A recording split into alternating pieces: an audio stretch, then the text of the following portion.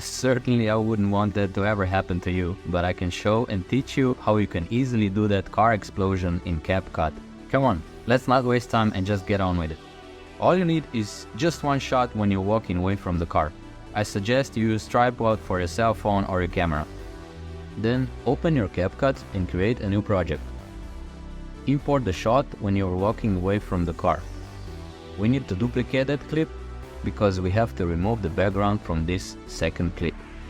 So highlight the second clip and click copy, then overlay, and drag the clip on your left side to the beginning. Highlight the second clip, then click cutout and remove background. Now go back and click overlay, add overlay, and import the Greenscreen Explosion. I will leave you a link from Explosion in the description. Just use the first one like I did. Now we have to remove the green part. So click on cutout and chroma key. Then you have to move that cursor to the green color. After you did that, click on intensity and pull it all the way to the 100%. And shadow on something like 5. After you did all that, just reposition and resize Explosion according to your video. What we need to do now is move the explosion behind you. You can do that by clicking on Layer and choose number 1. Now just adjust the starting point of the explosion.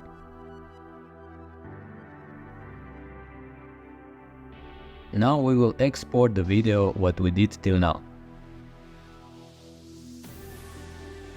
Create a new project and import the clip you just downloaded. Head over to the point where explosion starts and click on Effects and Video Effects and find the effect called Shake. You can then adjust the speed of the effect and intensity.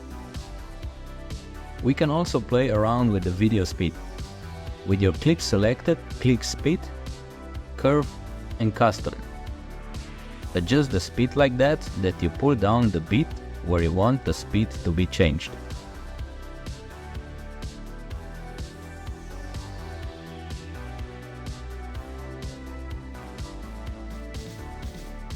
We are almost done.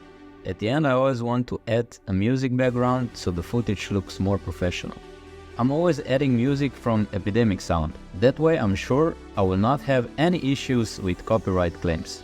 So let's add some music background. Go to Audio, Sounds, click that file on top, From Files, Import Files, and now I'm gonna choose the music that I previously downloaded from Epidemic Sound. And that's it. Let's look at the end result.